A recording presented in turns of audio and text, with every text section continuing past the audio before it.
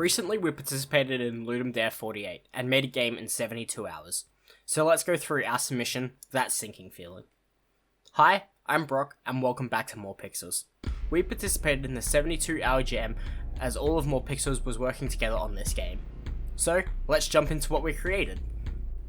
When the theme was revealed as Deeper and Deeper, we got to thinking. We initially thought of something to do with a cave, but we thought that would be too similar to what other teams might think of immediately. We still didn't rule this idea out though, but continued to explore other ideas. We then got to thinking about something to do with an ocean, and then possibly a horror type game where you're descending downwards, but we didn't explore this option too much. After a bit more thinking, we ended up going back to the idea about the ocean. We knew a lot of others would do something with the ocean, but we managed to conceive a game concept the whole team really liked. After much discussion, the team decided on the idea of a sinking submarine where you would be inside and have to complete certain jobs to keep the submarine intact until you reach the bottom of the ocean. When you reach the bottom of the ocean, you would have to complete one more task which would end the game. We decided that we wanted to go for a painted style for the game that was inspired by Don't Starve, as we thought that would have a really good art style and could work really well for this game. With the game being based around completing a bunch of tasks or minigames, we knew we would need to concept a good amount of minigames that fit the idea of our game. We initially came up with 8 ideas for minigames, but not all of these ended up making it into the final game. The original ideas consisted of radar shooting, a small game played on a radar where you'd shoot fish that were trying to attack your submarine, engine repair, a game where you rotated pipes to allow fuel to get back into the engine, leaky pipes, a game where you would press a button and wait a few seconds, food time, mashing a button to eat food, power generation, turning a hand crank to generate a small amount of power for the submarine, life repair systems, missile loading, and movement correction. We weren't sure how many of these would work, but we kept them all except for movement correction, as we couldn't find a good way for the minigame to work, as well as it not really making sense, since the submarine wouldn't have much power. So the minigames we settled on were radar shooting, engine repair, leaky pipes, life system repair, missile loading, food time, and power generation, even though we didn't currently know how they would all work. Let's get into the development. Since we were allowed to use any base code that we already had, I just took the player controller from our game Factory of the Lost Boxes so that I didn't need to waste time creating it again. After this, it was time to start on the minigames. The first minigame that I started work on was one that I didn't think would be super difficult to create, but I knew it wouldn't be the easiest. I wanted to keep the easy task for later on when I needed a bit of rest from creating the minigames. The first thing I got started on making was the enemies spawning on random locations, which was actually quite easy and was just making it so a random game object from the spawn points array was chosen and an enemy game object was instantiated on the point. I made it so that enemies couldn't spawn on the same point as each other so that you could see all the enemies at one time and they wouldn't be stacked on top of each other, as this is an issue I had early on in the development of this minigame. I then worked on making it so that enemies would be able to move towards the center point, which represents the submarine. And when it reached the point, it would do damage to the submarine. But this was currently just a console message since I hadn't set up the game manager to handle the submarine's health. The last thing for this minigame was making it so that you could actually kill the enemies. This was super simple and was just using the on-click function to make sure the enemies had a collider and then destroying the enemy game object. I added a delay to the enemy actually dying to represent a torpedo being launched from the submarine and then it dying on impact. The second minigame that I got to work on was engine repair. With Luke coming up with the idea of having a pipe dream / pipe mania style game, I wasn't really sure where to start. I started searching Google for inspiration and then found a YouTube tutorial on how to create exactly what we wanted the game to be. I got to work creating the game, which was pretty simple, and was just setting some rotations that the pieces could be, and then setting a ball if it was the correct rotation. Making it so pieces spawned with a random rotation, and then making it so that when you clicked on the pipe pieces, they rotated 90 degrees. I was having some issues with the game detecting the piece at its correct rotation. I started to scroll the comments of the video to see if anyone else had the same issue, and there was one comment that completely solved the issue I was having. The solution was to add a line of code that would round the number to the nearest whole number, as sometimes it could be slightly off but not enough for it to be recognised. Something that the tutorial didn't include, but something I wanted to add, was multiple different puzzles. Only having one puzzle would have made the game get boring very quickly, which is why we decided to create a system with multiple different puzzles.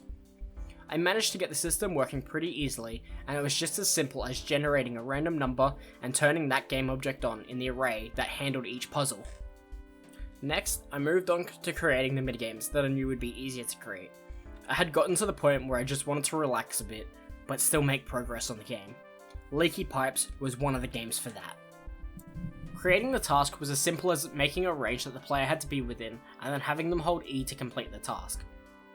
With the task being super simple to create, I also had a pop-up and animation to complete the game, which would also tell the player how to play it.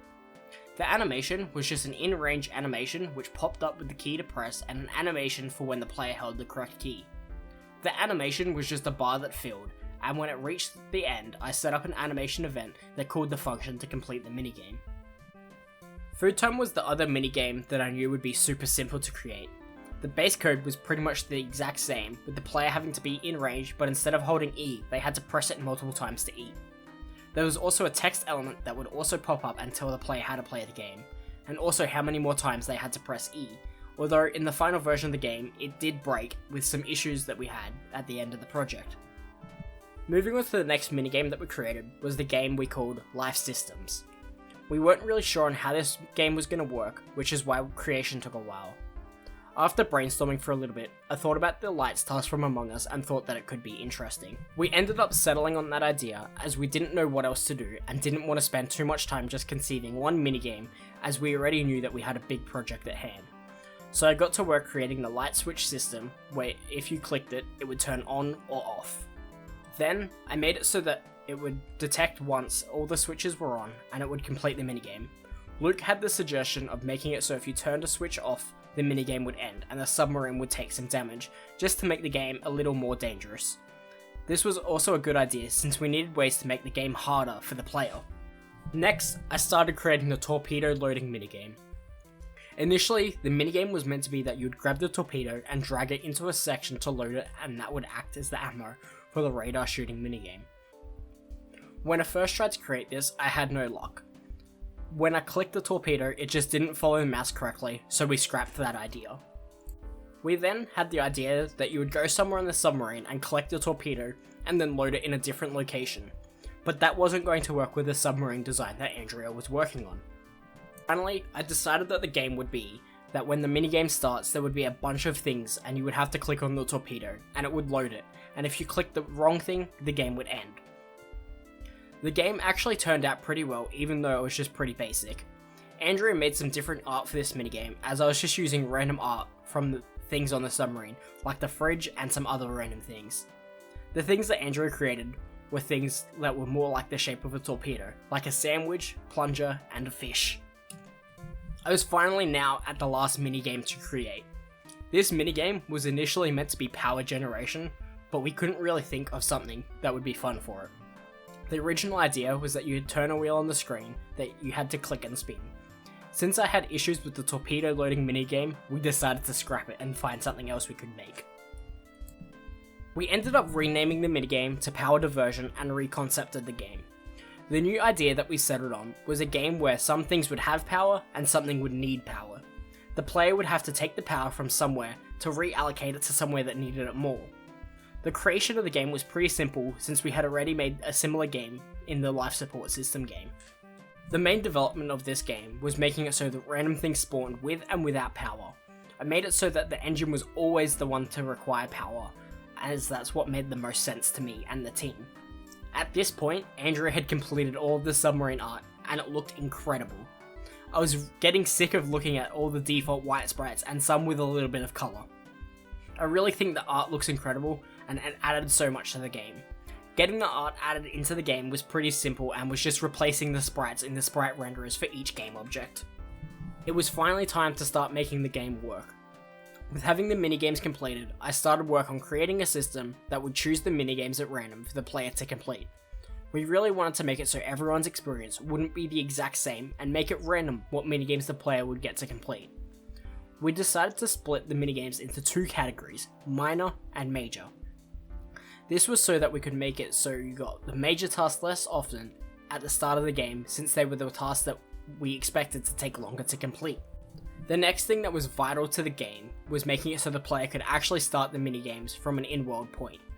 As up to this point, I had just been turning it on through the inspector, which the player wouldn't be able to do. Making it so the player could start the minigame from an id-roll point was actually pretty easy, since I had pretty much already programmed it for food time and leaky pipes. It was just the case of making sure the player was in range and that they pressed E and the minigame would be enabled. To make the random selection of minigames even better, I made it so when a minigame was chosen, it would be taken out of the array that all the minigames were in so that it couldn't be chosen again. Then I made it so when the minigame was completed, it would be added back so that the game didn't run out of minigames. With the design of the submarine, I needed to program a way to get in between each level. The idea that we settled on early in the development was ladders. I wasn't really sure how I was going to create these.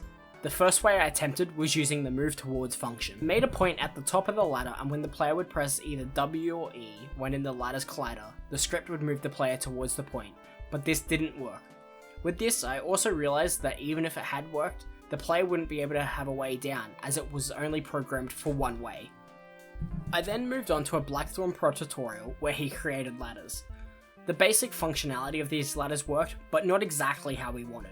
It didn't allow for moving through platforms, but the basic functionality worked really well with being able to climb up and down the ladders. I ended up finding another tutorial that used the move towards function that I initially tried, and it worked really well. To be able to move the player with the move towards function, when the player starts climbing, their gravity scale is set to 0 so that they aren't pulled back down to the ground. The player can also stop anywhere on the ladder just by letting go of W. There isn't really any point for this, but it does allow the player to not go all the way up if they decide against it.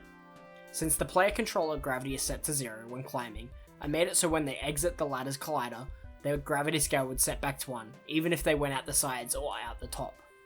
To solve the issue of the player not being able to go through the platform above or below them, I made it so that when the player starts climbing, it turns off the collider that they would collide with otherwise. This solved the issue, but turns out it also caused some issues for people that played the game, as if they went off the side of the ladder a little too early, the collider turned back on, and they would be stuck inside of it, and they wouldn't be able to move anymore. It was time to return to the game manager to get a bit more done here, since that's what controls the whole game. The first thing that I implemented was the depth counter. This was going to control how often you got new minigames and how hard they would be. We wanted the game to get more chaotic as you got deeper into the ocean, just to make the game a little harder.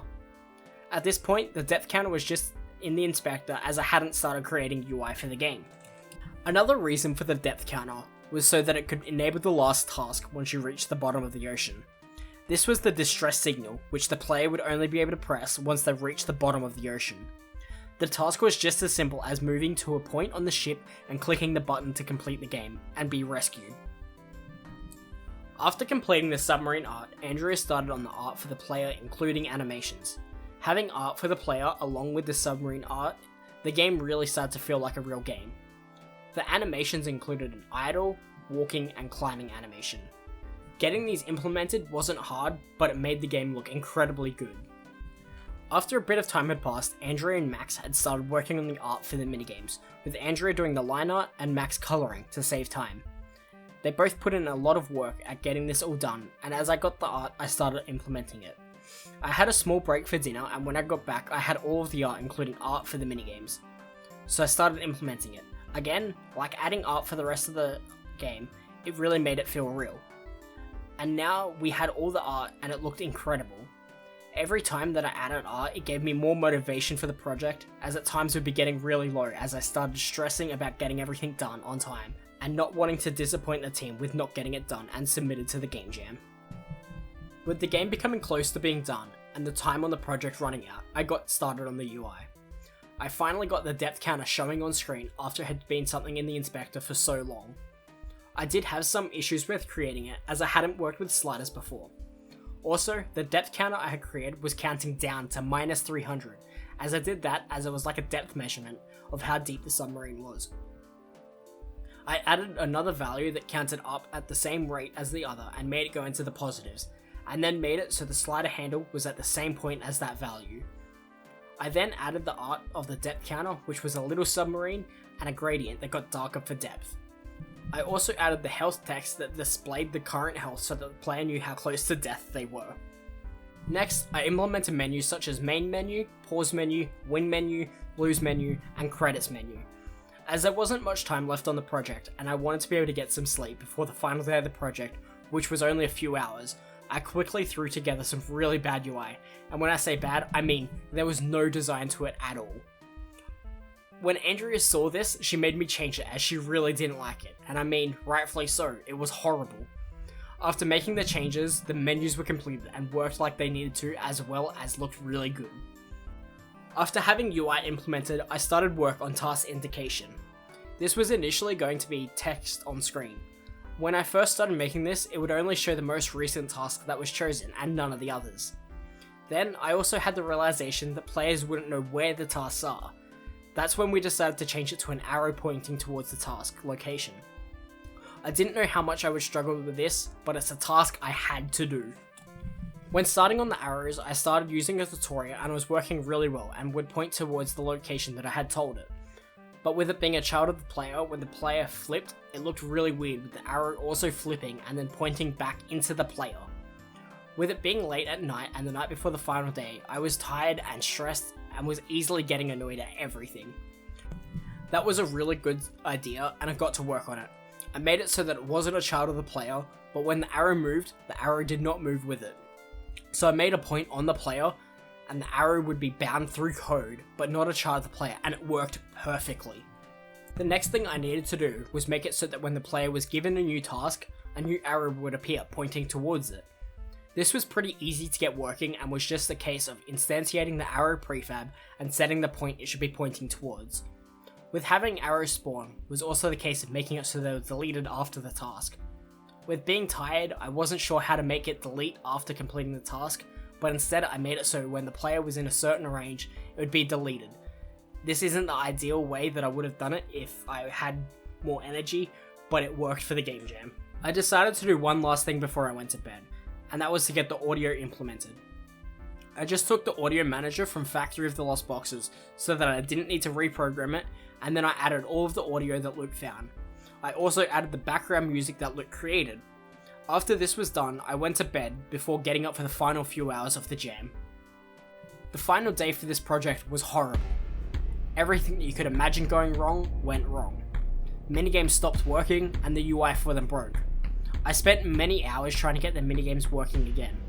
I initially did get them working again when I added them to a new canvas as they were all UI based games. They were working and then something happened, which caused them to shoot really far into the distance. This caused them to be behind the rest of the art, which meant you couldn't play the minigames at all. With only having about an hour left on the jam, I decided I would try to make them in-world objects instead of being parented to the canvas. This did work, but made it so that no text would work on the minigames, and some minigames still didn't work. I managed to get most of the minigames working, and just made it so when the minigame was working, it was set to a point called center, which meant the minigames would be centered in the middle of the screen, which meant they could be seen and be played. Once this started working, so much stress was gone. But some minigames still weren't working, and with only roughly 20 minutes until cutoff time, they had to be scrapped. We knew there was an hour of submission time, but we didn't want to cheat and continue working through this time, even though no one would have known. With having the issues on the final day that we had, there were things that were removed from the game that we really would have liked to see in it. Two of the minigames, engine repair and radar shooting, removed as they both had bugs in them that there just wasn't enough time to be able to fix. Next was the adaptive audio. As the submarine health got lower, the music that Luke made was meant to change. This was something that really would have made the game feel a lot better and made the player feel more on edge as their health got lower.